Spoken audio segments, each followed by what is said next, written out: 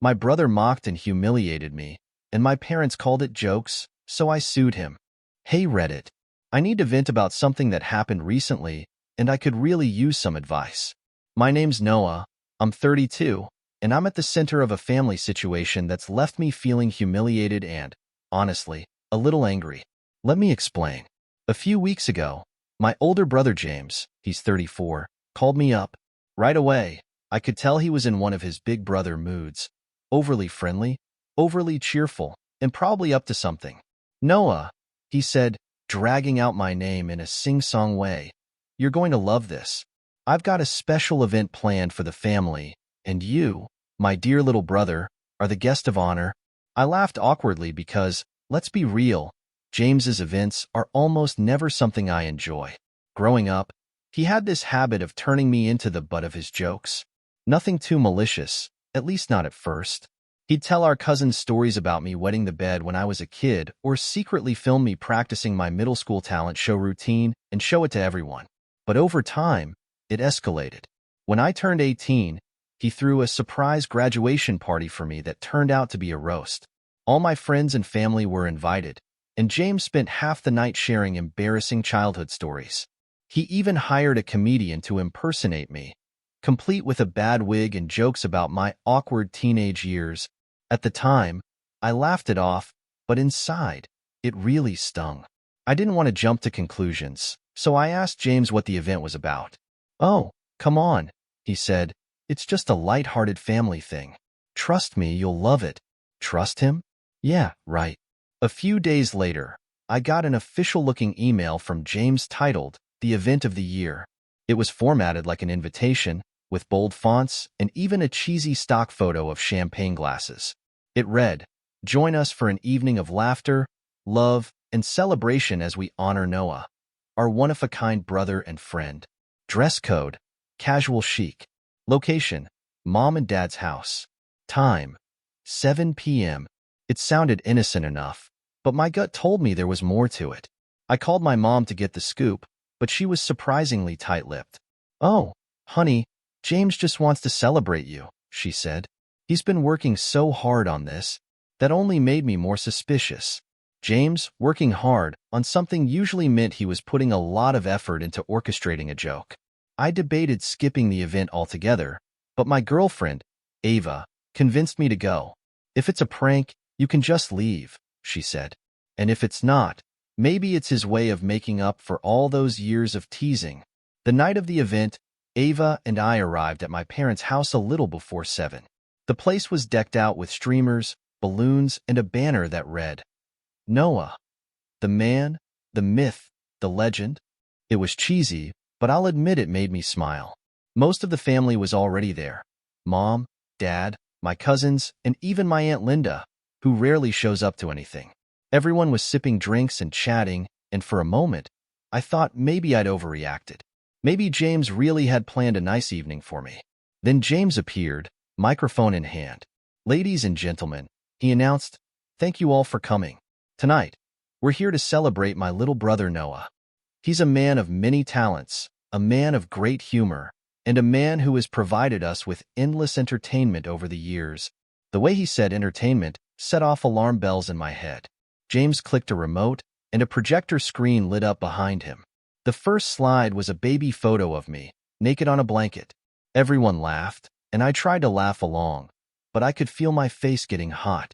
The slideshow continued with more embarrassing photos. Me covered in spaghetti as a toddler, me in a too small Halloween costume, and even a photo of me crying on Santa's lap. I clenched my fists but stayed quiet. Then came the videos. James had dug up old home movies and edited them into a montage of me tripping, falling, and generally looking like an idiot. The worst part? He'd added goofy sound effects and commentary, turning it into some kind of slapstick comedy reel. The room erupted in laughter, but I was mortified. I looked at Ava, who gave me a sympathetic smile, and whispered, Do you want to leave? Before I could answer, James said, But wait, there's more. The next clip was something I didn't recognize. It was a hidden camera video of me in my apartment, talking to Ava about James. I'd been venting about how much his pranks bothered me, saying things like, he's always treated me like a joke. I wish he'd just grow up. I froze. How had James gotten that footage? Ava looked just as shocked as I felt. The room went silent for a moment, then erupted into nervous laughter. That's right, James said, grinning like the cat who ate the canary. I planted a hidden camera in Noah's apartment for a week. And let me tell you, the footage is comedy gold. I couldn't believe what I was hearing. Are you serious? I shouted. You invaded my privacy for a joke? James looked taken aback, like he hadn't expected me to react so strongly. Oh, come on, Noah, he said. It's all in good fun. Good fun? I said, my voice shaking. You filmed me without my permission. That's not a joke. It's creepy. The room was dead silent now. Even Mom looked uncomfortable. I didn't wait for anyone to say anything. I grabbed Ava's hand and stormed out of the house. James called after me, but I didn't turn back. On the drive home, I felt a mix of anger and humiliation. Ava tried to comfort me, but I was too upset to talk. How could James think that was okay? And why did everyone else just sit there and laugh? After the fiasco at my parents' house, I spent the next few days in a fog of anger and humiliation. Ava kept encouraging me to talk to someone about it. My parents, James, anyone, but I couldn't bring myself to confront them. I knew they'd just brush it off like they always did. Still, I couldn't let this go. The invasion of my privacy was one thing, but the sheer lack of respect, the audacity to turn it into entertainment for the whole family, it was eating me alive. Eventually, Ava convinced me to try setting some boundaries. She said, if you don't say something now, it's going to keep happening. You've let James get away with this stuff for too long. She was right. So I decided to talk to my parents first. If anyone could get through to James, it was them. Or so I thought. I called my mom and asked if I could come over. She sounded cheerful, completely oblivious to how upset I was. When I arrived, she was in the kitchen making lasagna, humming to herself. Dad was in the living room watching some old Western on TV. Everything about the scene felt so normal, so peaceful, and it only made my anger feel more out of place. Hey, honey, Mom said as I walked in. You look tired. Everything okay? Not really, I said, trying to keep my tone neutral. Can we talk? She wiped her hands on a towel and gestured for me to sit at the kitchen table. Dad muted the TV and joined us, looking mildly concerned. I took a deep breath and launched into it. Look, I need to talk to you about James. What he did at the party, it wasn't okay. He crossed a line. Mom frowned. Noah, he was just trying to make people laugh. You know how James is. Yeah, I do know, I said, my voice rising despite myself. That's the problem. He always takes it too far. He filmed me in my own apartment, Mom. That's not a joke. That's a violation of my privacy. Dad leaned back in his chair and sighed. Son, you've got to learn to take a joke. James didn't mean any harm. He's your brother. That's not an excuse. I snapped. You always do this.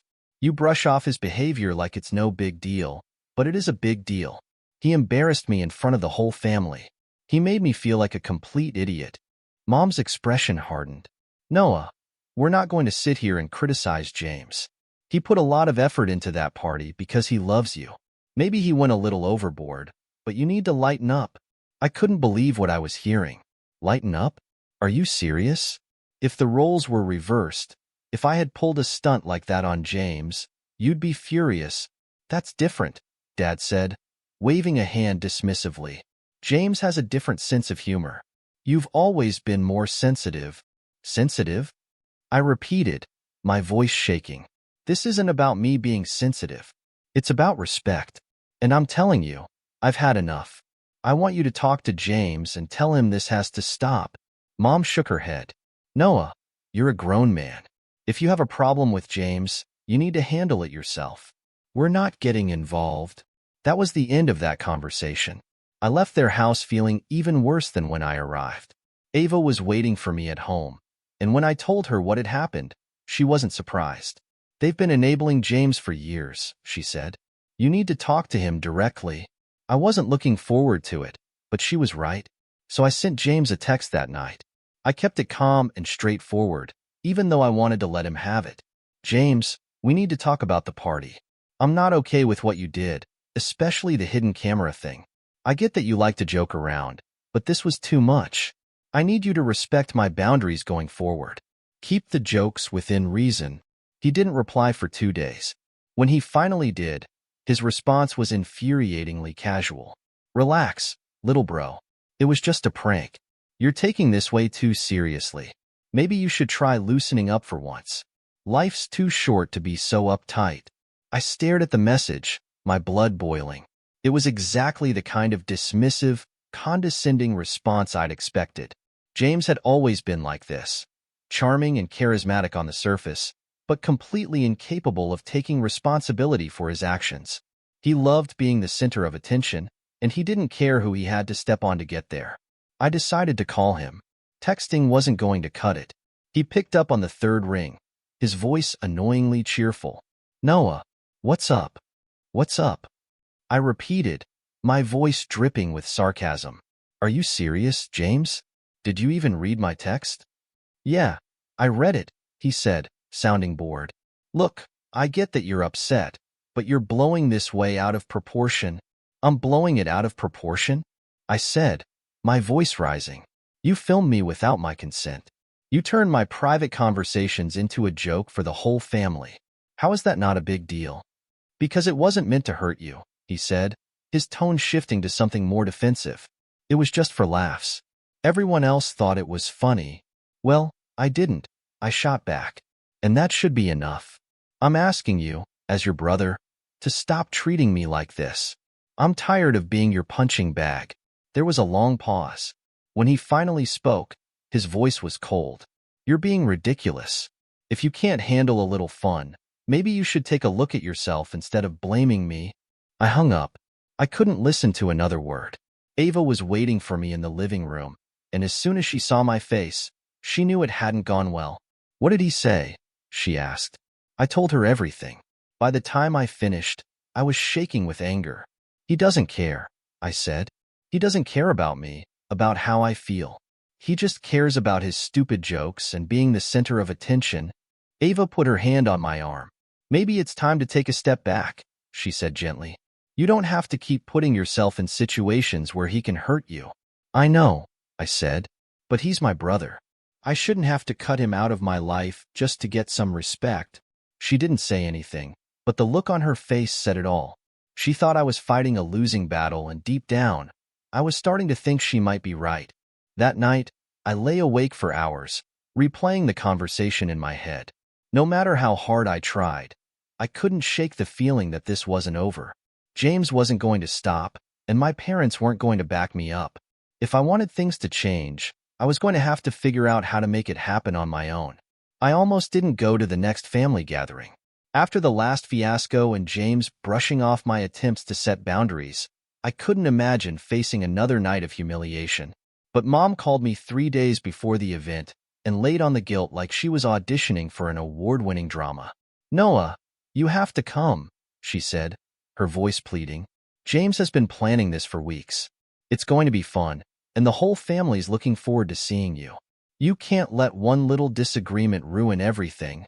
"Disagreement?" I said, barely able to believe my ears. "Mom, he filmed me without my consent and humiliated me in front of everyone. That's not a disagreement. That's a violation." "Oh, honey," she sighed. "You're overthinking it. James is your brother. He loves you, even if he has a strange way of showing it." I wanted to argue, but I knew it wouldn't get me anywhere. Mom and Dad were never going to see things my way. Still, Ava encouraged me to go. "Maybe this time will be different," she said. "If it's not, we'll leave. But at least you'll know you tried." So, reluctantly, I agreed. I told myself I'd give James one last chance. If he crossed the line again, I was done. No more family events, no more trying to make peace. The gathering was at my parents' house again, and when Ava and I arrived, the place was already packed. The usual suspects were there: Mom, Dad, James, his wife Lauren, and a bunch of cousins and extended family I hadn't seen in months. There were also a few unfamiliar faces. I later learned they were friends of James, people he'd invited to liven up the party. As soon as we walked in, James greeted us with a big grin and an exaggerated bear hug. "Noah, My favorite little brother. I'm so glad you could make it. I forced a smile, trying to keep things civil. Thanks for the invite, I said, though I didn't mean it. He clapped me on the back. You're going to love tonight. I've got some great stuff planned. That set off alarm bells immediately, but I didn't say anything. I just nodded and followed Ava into the living room, where she struck up a conversation with one of my cousins. I stayed quiet, watching James as he moved around the room, charming everyone with his easy smile and quick wit. He was in his element, and I couldn't shake the feeling that I was walking into a trap. About an hour into the evening, James stood up and clinked his glass to get everyone's attention. All right, everyone, he said, grinning from ear to ear. Thank you all for coming. Tonight, we're here to celebrate my amazing brother Noah. He's smart, he's talented, and he's given us all so much to laugh about over the years. There it was. The laughter. It started small, just a few chuckles, but it spread quickly through the room. I felt my stomach knotting up. James started with some lighthearted jokes, and for a moment, I let myself relax. He told a funny story about how I'd once tried to build a treehouse as a kid and ended up nailing my shirt to the tree. Even I had to admit that one was pretty funny. Everyone was laughing, and I started to think maybe this wouldn't be so bad after all. But then he shifted gears. Of course, he said, Noah's always been an ambitious guy. He's never been afraid to take risks, even if they don't always pan out. Like that time he tried to start his own business. My heart sank. I knew where this was going. James launched into a detailed recounting of my failed attempt to open a coffee shop a few years ago. It had been a dream of mine for years, and I'd poured everything I had into it. Time, money, energy. But it didn't work out. The location was bad, the overhead costs were too high, and I ended up having to close after just 6 months. It was one of the most painful experiences of my life, and I'd worked hard to move past it. Now, here was James, dragging it back into the spotlight. He had this whole vision, James said, laughing. Artisanal coffee, locally sourced pastries, the whole 9 yards.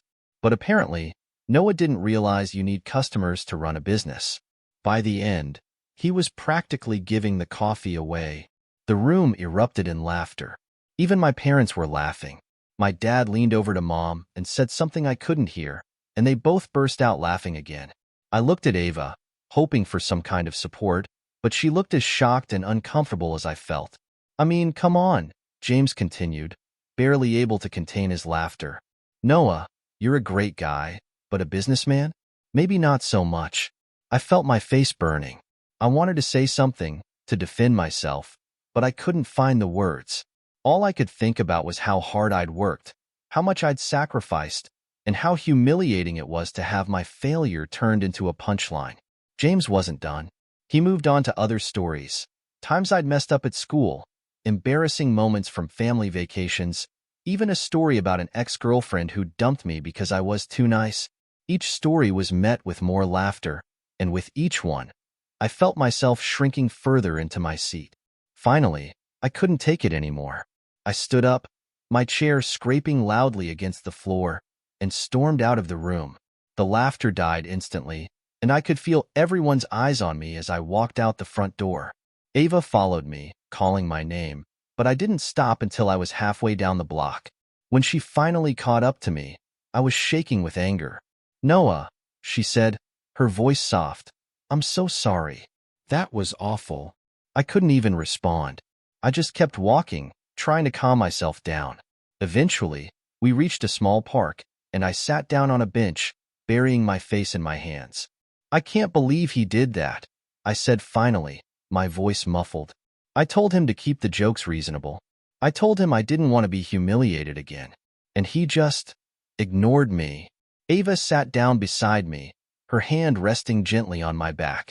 He doesn't respect you, Noah. He never has. And your parents just let him get away with it. I know, I said, my voice breaking. I know. We sat there for a long time, neither of us saying anything. I felt humiliated, betrayed, and utterly defeated. I'd given James so many chances, and every time, he'd thrown it back in my face. I didn't know what to do anymore. All I knew was that I couldn't keep putting myself through this. Something had to change. After I walked out of that disastrous family gathering, I spent the next few days trying to process everything. The humiliation James had put me through felt worse than anything he'd done before. And the fact that my parents had laughed along with him cut even deeper. I knew I needed space, so I avoided answering calls and texts from most of my family. The only person I stayed in contact with was Ava, who was my rock through all of this. I was beginning to feel like I could start letting it go, at least enough to focus on my own life. When Ava texted me a link one afternoon, "You're not going to like this," she wrote. The link took me to a video on James's social media page. My stomach dropped the second I saw the title, Noah's Meltdown, Family Roast Edition. Against my better judgment, I clicked play. The video opened with James sitting in what looked like his living room, holding a glass of wine and smirking at the camera. "Hey everyone," he said. "So, as you all know, we had a little family gathering recently. And let me tell you, my brother Noah gave us a performance we'll never forget." The screen cut to a clip of me standing up from the dinner table, my face red and furious, and storming out of the room. The video had clearly been edited for maximum effect. James had added dramatic music and sound effects, like a cartoonish stomp every time my foot hit the floor and the sound of a door slamming when I walked out. He even slowed down the footage to make my exit look more exaggerated. The video ended with James laughing so hard he could barely speak. "Classic Noah," he said, wiping tears of laughter from his eyes. I couldn't believe what I was seeing. He hadn't just humiliated me in front of the family. He'd broadcast it to his hundreds of friends and followers online. And judging by the comments, plenty of people were joining in on the mockery. "OMG, this is hilarious," one comment read. "Poor Noah can't take a joke," said another.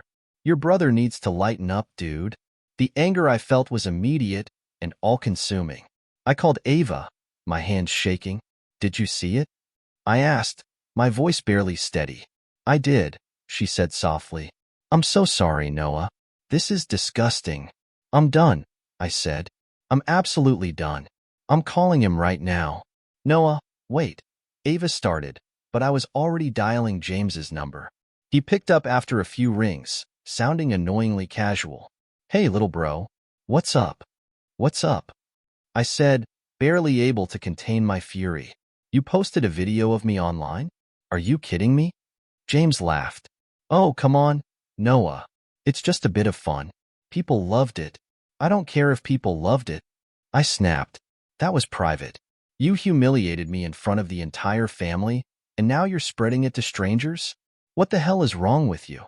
"Relax," he said, his tone dismissive. "You're blowing this way out of proportion. Again. Stop telling me to relax." I shouted. "You've crossed every line imaginable. Do you even hear yourself? Do you even care how this affects me?" There was a pause. When James spoke again, his voice was colder. "You know what, Noah? Maybe you should look in the mirror. You're the one making this a bigger deal than it needs to be. It's not my fault you can't take a joke." I hung up. I couldn't listen to another word. The next few days were a blur of anger and frustration. I tried to focus on work, on Ava, on anything that could take my mind off James, but it was impossible. The video was all anyone in the family wanted to talk about. My cousin Ethan called me, laughing as he recounted his favorite parts. "Dude, you've got to admit, it's pretty funny," he said. "It's not funny to me," I said through gritted teeth. "Man, you're so dramatic," Ethan replied. "It's just James being James." That was the general consensus among the family.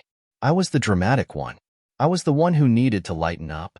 No one seemed to care how I felt or how much damage James was doing. The final straw came a week later when Mom called to talk things out. She started with her usual guilt-tripping tone. "Noah, honey, this thing with James has gone on long enough. You two need to make up." "I'm not the one who needs to apologize," I said firmly. "He's the one who crossed the line." "I know," she said, though she didn't sound like she meant it. "But he's your brother. Family is more important than petty arguments." "Petty arguments?" I repeated, my voice rising. "He humiliated me in front of everyone. He violated my privacy. And now he's made me a joke online. How is that petty?" "Oh, Noah," she said with a sigh. "You've always been so sensitive." That was it. I couldn't listen to another word. "If you're not willing to take this seriously, Then we have nothing to talk about, I said. Goodbye, Mom. After I hung up, Ava found me sitting on the couch, staring at my phone. What happened? She asked. Same as always, I said bitterly. I'm the problem. James gets a free pass, and I'm the one who's overreacting. She sat down beside me and took my hand. Noah, this isn't healthy. Your family isn't respecting you, and James isn't going to stop. You need to decide what's best for you. A week later, my parents invited me to a family reconciliation dinner. They said James wanted to apologize, but I didn't believe it for a second. Still, Ava convinced me to go. Maybe this time will be different, she said. If it's not, at least you'll have closure. When we arrived, James was already there, sitting at the head of the table like he owned the place. He greeted me with a smirk, and I immediately regretted coming. The dinner started off tense but civil. Mom and Dad kept trying to steer the conversation toward neutral topics, but it wasn't long before James spoke up. Noah, he said, his tone insincere. I just want to say I'm sorry if you felt embarrassed by the video. That wasn't my intention. I stared at him. You're sorry if I felt embarrassed? Are you serious? Come on, he said, rolling his eyes. I'm trying to apologize here. That's not an apology, I said. That's you covering your ass. James's smirk disappeared, replaced by something darker. You know what, Noah? Fine. You want the truth? I'm jealous of you. There, I said it. You've always been the golden boy, Mom and Dad's favorite, the one who can do no wrong. Meanwhile, I'm the screw-up who has to make everyone laugh just to get noticed. The room went silent. I didn't know what to say. Part of me wanted to feel sorry for him, but his admission didn't make up for everything he'd done. That's not an excuse, I said finally. You don't get to treat me like garbage just because you're insecure. He didn't respond. He just sat there, glaring at me, and I knew then that nothing was going to change. He wasn't sorry. He wasn't going to stop, and my parents weren't going to hold him accountable. That was the last time I spoke to James. Ava and I left the dinner early, and on the way home, I made a decision. I was done trying to fix things. If my family couldn't respect me, then I didn't need them in my life. After that disastrous family reconciliation dinner, I knew I was done. James's fake apology, his unwillingness to take any real accountability, and my parents' complete indifference to my feelings made it clear that things weren't going to change. I couldn't keep subjecting myself to this toxic dynamic, hoping for something that was never going to happen. So, I made the hardest decision of my life. I decided to cut ties with James and, by extension, most of my family. The first person I told was Ava. She'd been my rock through all of this, and I knew she'd support me no matter what. When I told her my decision, she didn't try to talk me out of it. I think you're doing the right thing, she said gently. It's not easy, but you need to protect your peace. Still, it wasn't an easy thing to follow through on. Cutting ties with James was one thing. I'd already been avoiding him for weeks, but distancing myself from my parents was another story. They weren't just complicit in James's behavior, they actively enabled it. But they were still my parents, and no matter how much they hurt me, I couldn't completely erase the good memories I had of them. I debated whether I should write them a letter, call them, or just disappear from their lives altogether. In the end, I decided to write a letter. I needed them to understand my reasons without interruption or argument. In the letter, I explained how James's behavior over the years had hurt me and how their constant defense of him had only made things worse. I told them that I loved them, but that I couldn't continue to be part of a family dynamic that refused to respect my boundaries. I ended the letter by saying that I hoped they'd be willing to reflect on their actions and that, if they ever wanted to have an honest conversation about rebuilding our relationship, I'd be open to it. But until then, I needed to step away. I mailed the letter and waited. Days turned into a week, and I didn't hear anything from them. Ava tried to reassure me that they probably needed time to process it, but deep down, I knew that wasn't the case. They weren't going to take responsibility for their part in this. I was their sensitive son, the one who couldn't take a joke. They weren't going to change that narrative, no matter what I said. Then, one morning, Ava woke me up with a grim look on her face. Noah, she said, handing me her phone, you need to see this. I took the phone and saw that she had opened James's social media page. At the top was a new post, a long, ranting tirade about me. The caption read, "When your brother can't handle a little family fun." James had written a detailed account of everything that had happened at the family dinner, painting himself as the victim. According to him, I was the overly sensitive, self-righteous little brother who couldn't take a joke. He claimed that my decision to cut ties with the family was an overreaction and accused me of trying to punish everyone for something that wasn't a big deal. He even implied that Ava had been influencing me, calling her toxic and manipulative. The comments were a mixed bag. Some people, mostly his friends and a few of our cousins, sided with James, echoing the sentiment that I was being dramatic. But others defended me, saying that James had crossed a line and that I had every right to set boundaries. The divide only seemed to fuel James's anger, and over the next few days, he escalated his campaign against me. He started posting old photos and videos from our childhood, adding sarcastic captions meant to mock me. One particularly cruel post featured a clip from the infamous family roast, with James writing, "Throwback to when Noah proved he couldn't handle the heat." I wanted to ignore it, but Ava convinced me to take action. "You can't let him control the narrative," she said. "If you stay silent, people are going to believe his version of the story." So, reluctantly, I made my own post. I didn't stoop to James's level by attacking him or airing our family's dirty laundry, but I did share my perspective.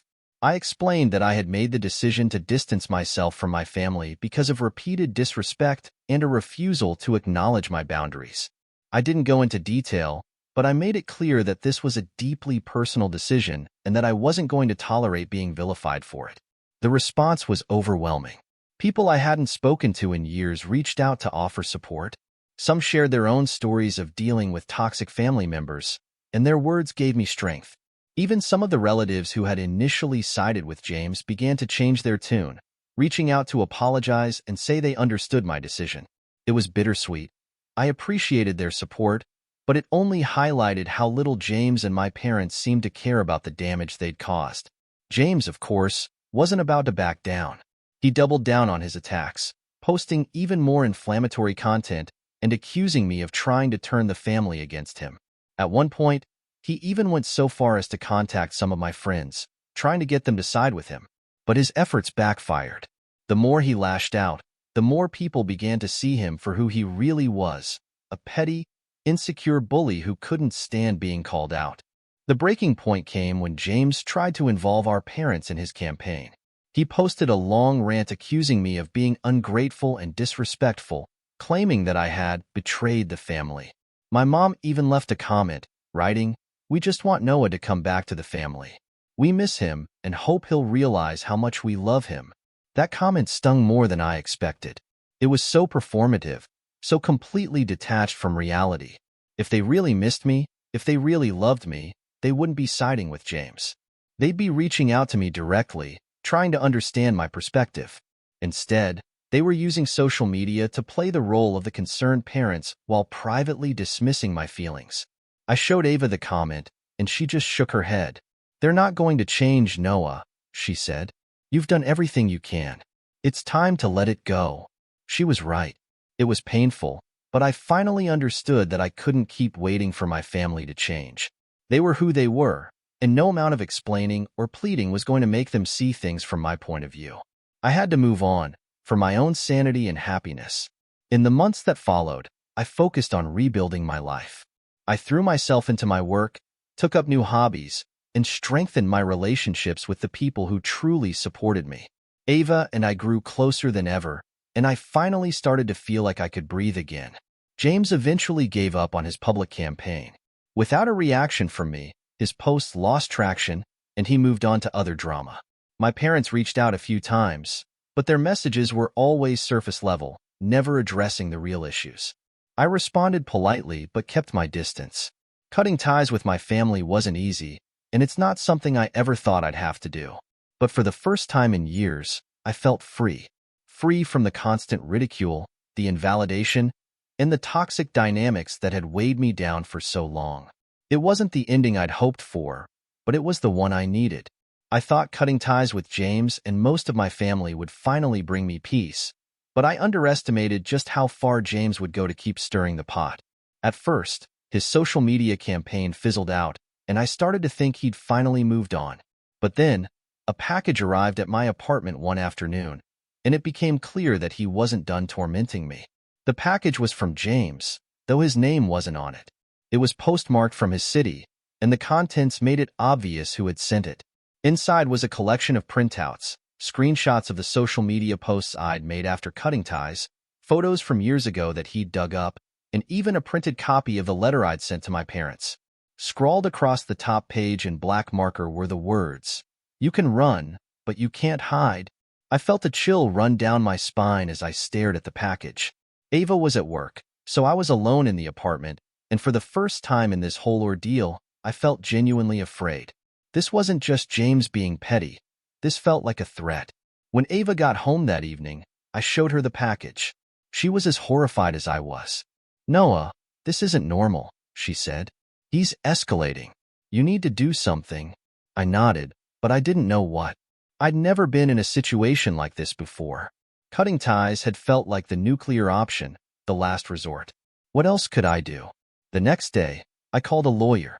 I'd never hired one before, so I didn't know where to start, but after some research, I found a local attorney named Rachel who specialized in family law and harassment cases. When I explained the situation to her over the phone, she didn't hesitate. "You need to take legal action," she said. "This has gone beyond a family dispute. It's harassment, plain and simple." Rachel was a no-nonsense woman in her early 40s with sharp features and a calm, authoritative demeanor. When I met her in person, she immediately made me feel like I was in good hands. She asked me to bring everything I had, screenshots of James's posts, the package he'd sent, and any other evidence of his behavior. Over the next week, we built a case. As I worked with Rachel, James seemed to sense that something was happening. He started posting more frequently, doubling down on his attacks. He even made a video claiming that I was trying to ruin his life and that I'd turned the whole family against him. It was full of lies, but it didn't matter. His goal wasn't to tell the truth. It was to paint himself as the victim and me as the villain. When we filed for a protection order, James was served with papers, and the backlash was immediate. He called me repeatedly, leaving angry voicemails that Rachel told me to save as evidence. One voicemail, in particular, stood out. His voice was slurred, like he'd been drinking, and he said, "You think you can just cut me out of your life? You think you can take me to court? You're nothing without me, Noah. You've always been nothing." Hearing those words hurt more than I expected. As much as I hated James, part of me still wanted his approval. But that voicemail also solidified my resolve. This wasn't just about protecting myself. It was about standing up to him once and for all. The court hearing was scheduled for a few weeks later. Rachel walked me through what to expect, but I was still a nervous wreck the day of the hearing. Ava came with me for support, and I was grateful to have her by my side. James, of course, showed up with a smug look on his face, accompanied by a lawyer who looked just as smug. The hearing was tense. Rachel presented our evidence, the social media posts, the package, the voicemails, and made a compelling argument that James's behavior constituted harassment. James's lawyer tried to downplay everything, arguing that it was all just family drama and that I was overreacting. But when the judge listened to the voicemails, his expression changed. It was clear he wasn't buying James's excuses. When it was James's turn to speak, he didn't do himself any favors. He rambled about how I'd betrayed the family and accused me of trying to destroy his reputation. At one point, he even said, "This is what Noah does. He plays the victim and makes everyone else look bad." The judge cut him off. "Mr. James's last name. This hearing is not about your opinions of your brother's character. It's about your actions. Please stick to the facts." James flushed red and muttered an apology, but the damage was done. By the end of the hearing, it was clear that the judge was on my side. He granted the protection order, which prohibited James from contacting me directly or indirectly, including through social media. He was also ordered to delete all the posts and videos he'd made about me. When the judge announced his decision, I felt an overwhelming sense of relief. For the first time in months, I felt like I had some control over the situation. James, on the other hand, looked furious. As we left the courtroom, he glared at me and muttered something under his breath, but I didn't care. I was done letting him intimidate me. The protection order was a turning point in my life. It wasn't just about keeping James away. It was about reclaiming my sense of self. For so long, I'd let him dictate the narrative, both within the family and in my own mind. But now, I was finally taking a stand. Over the next few months, things started to change. James disappeared from my life completely. He stopped posting about me, stopped trying to contact me, and, as far as I knew, stopped talking about me to the family. Without him in the picture, I felt a weight lift off my shoulders. I also started to rebuild my relationship with some of the family members who had initially sided with James. A few of them reached out to apologize, saying they hadn't realized how bad things had gotten. I was cautious at first, but over time, I began to trust them again. It wasn't the same as before, but it was a start. As for my parents, they were more difficult. They didn't agree with my decision to take James to court, and they made that clear in the few conversations we had after the hearing. But I held my ground. I told them that I wasn't going to apologize for protecting myself, and that if they wanted to be part of my life, they needed to respect my boundaries. They didn't like it, but they had no choice but to accept it. Looking back, I realized that taking James to court was one of the hardest but most important decisions I've ever made. It forced me to confront not just James's behavior, but also my own fear of standing up for myself. It wasn't the resolution I'd hoped for. I still wish things could have been different, but it was the resolution I needed. Now, months later, I feel like I'm finally free. Free from the toxic dynamics that had defined my relationship with James, free from the constant anxiety of his next move, and free to focus on the things and people that truly matter. For the first time in a long time, I feel at peace. After the court granted the protection order against James, things started to change for the better. I finally felt like I had taken control of my life, but there was still this lingering heaviness, a sense that I needed to leave the past behind completely. Ava, my girlfriend, had been my constant support through everything, but even she admitted that staying in the same city, surrounded by memories of all the drama, wasn't doing us any favors. One night, as we were sitting on the couch eating takeout, she looked at me and said, "Noah, what if we just moved? A fresh start, somewhere new. No reminders of James, no running into your family at the grocery store, no old baggage." I was caught off guard at first. Moving to a new city wasn't something I'd ever considered, but the more I thought about it, the more appealing it sounded. For years, I'd been weighed down by my family dynamics, and now that I'd finally broken free, staying in the same place felt like clinging to a life I didn't want anymore. "Where would we go?" I asked. "I don't know," Ava said, her eyes lighting up. "Somewhere different. Somewhere that feels like ours. We could look at places this weekend." By the end of the week, we'd narrowed it down to a few cities. After some research, we decided on Portland. It wasn't too far from where we were, but it was far enough to feel like a clean break. Plus, Ava had always dreamed of living in a city with a vibrant art and music scene, and Portland checked all the boxes. The next few weeks were a whirlwind of packing, planning, and saying goodbye to the few people we were leaving behind. My parents tried to guilt me into staying, but I stood firm. "This isn't about you," I told them. "This is about me building the life I want." Our move to Portland felt like a leap of faith. We found a cozy apartment in a quiet neighborhood with tree-lined streets and quirky little shops. On our first night there, as we unpacked boxes and ordered pizza, I felt something I hadn't felt in years: hope. This was our chance to start over, to build something new without the shadows of my past looming over us. Settling into a new city wasn't without its challenges, but it was also exciting. Ava found a job at a local gallery, and I landed a position at a small marketing firm. It wasn't glamorous work, but it was steady, and it gave me the stability I needed to focus on rebuilding my life. Slowly but surely, we started to create a routine. We explored the city on weekends, tried new restaurants, and even joined a local hiking group. One night, a few months after the move, I was scrolling through Reddit when I came across a post in a relationship advice forum. It was from someone describing a toxic family situation that sounded eerily similar to mine. The poster was asking for advice on how to set boundaries with an overbearing sibling, and as I read through the comments, I was struck by how many people had stories like mine. For the first time, I realized I wasn't alone. On a whim, I decided to share my own story. I started typing, recounting everything that had happened with James and my family. The years of humiliation, the court case, the decision to cut ties, and finally the move to Portland. I was honest about how hard it had been, but also about how freeing it felt to take control of my life. I didn't expect much of a response. I figured a few people might read it and move on, but when I checked back the next day, my post had exploded. It had hundreds of comments and thousands of upvotes. People were sharing their own experiences, offering words of support, and thanking me for being so open. One comment stuck with me. It was from someone who wrote, "Reading your story gave me the courage to finally stand up to my own brother. Thank you for showing me that it's okay to walk away from toxic relationships." That comment made me realize that my story wasn't just about me.